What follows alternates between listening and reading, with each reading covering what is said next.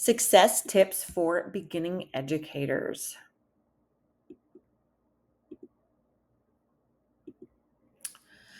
So, I did a field observation at a Montessori school. I observed a pre K summer class.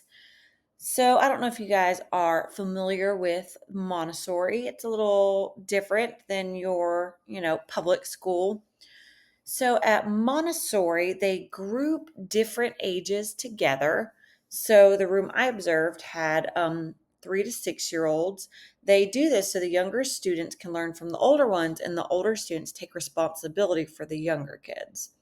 And the classroom is set up a little differently. Also, I am used to colorful, bright, engaging classrooms where Montessori has wooden tables, nothing on the wall, very minimal toys. So I was there on two different occasions, a regular classroom day for a Monday, and then they had a water day on Friday. So on the regular Monday, I focused on age and learning, and then on the water day, I focused on motivation and learning.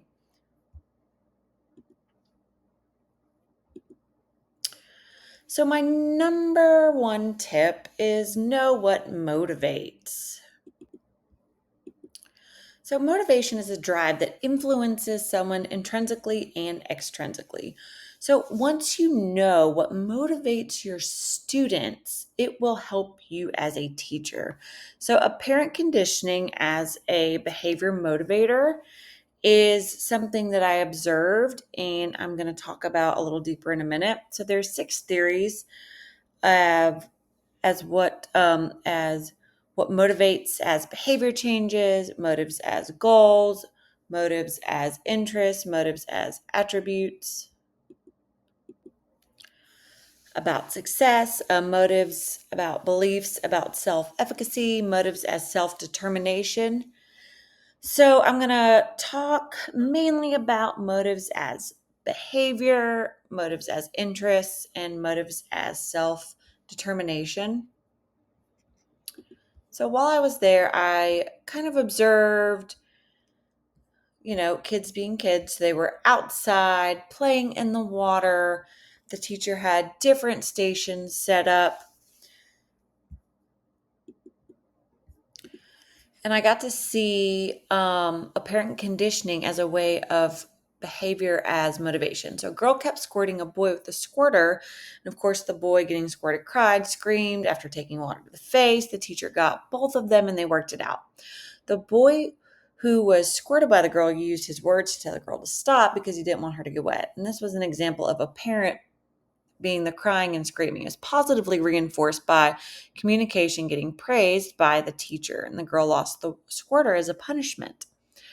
And then another one that happened a lot was motives as interests. As you can imagine, all these kids were very interested in playing in the water, squirting the water guns. The students were motivated to fill up a watering can from the hose and carry the watering can to a big bucket that they then used to refill the squirters.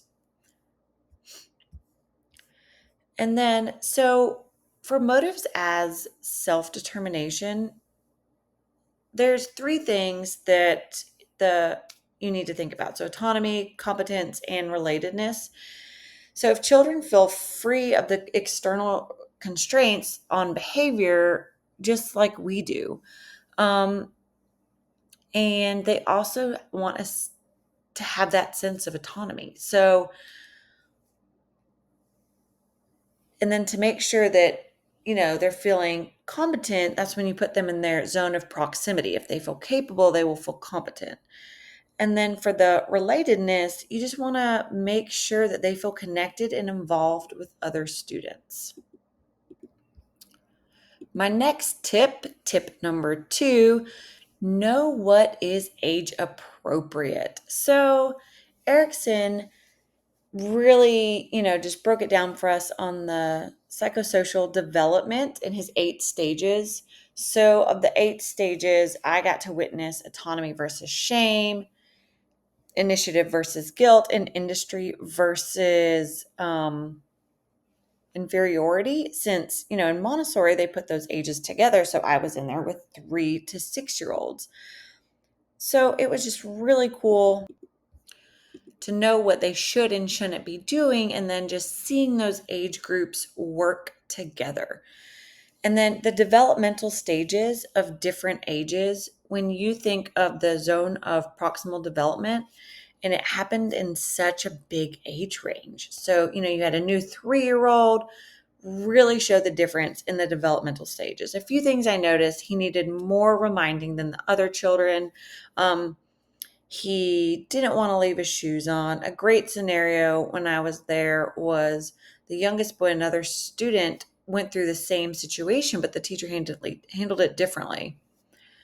So just knowing where your kids are and helping them with where they're at.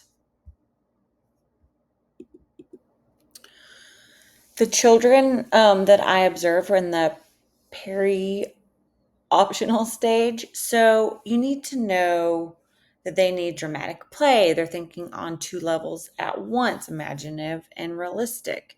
So being able to know what is age appropriate means that you are able to give them what they need.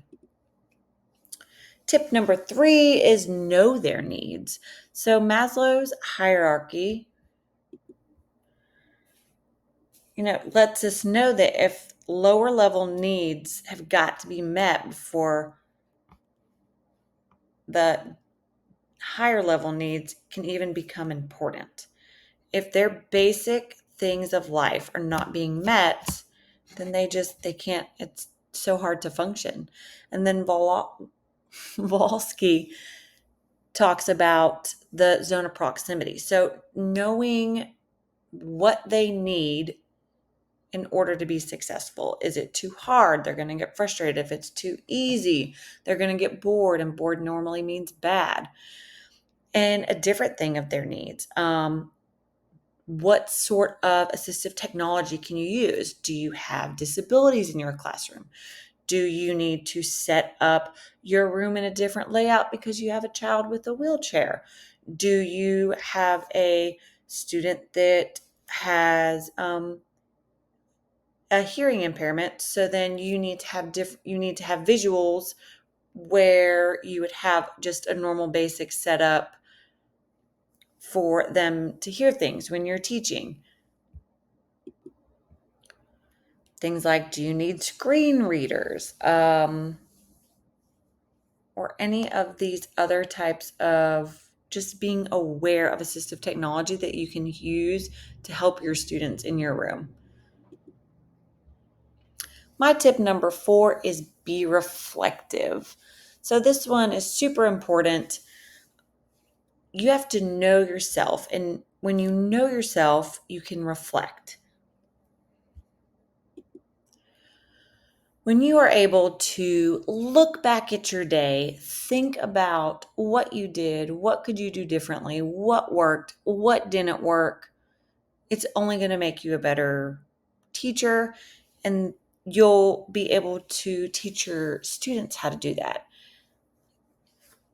And you can also just build it into your lesson plans. So then, especially as a new teacher, because it's not second nature yet. When you've been doing it for 10 years, you're probably going to already reflect, and it doesn't maybe necessarily need to be built into your lesson plan. But especially starting out, you need it just built in as a great reminder to self reflect, figure out what you can do differently or keep the same, and move forward with that. You can always have those 4 fundamental questions. So, in conclusion, the knowledge I gained from this class and my field experience is already helping me be a better parent. It's given me an understanding of what I can appropriately expect from my students, what to do to help motivate my students. My educational stance is any child can grow. So, that means for me is that I think any child coming into your room, whether they have a learning disability or they're just normal and don't need that extra, each of those children can improve for themselves. They're not going to improve in the same way. They're not going to improve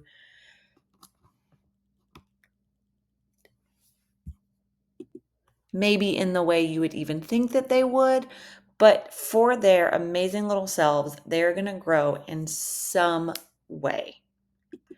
And this is one of those things where you can use that assistive technology and really help those certain students that might be struggling in certain areas and help them grow in different ways.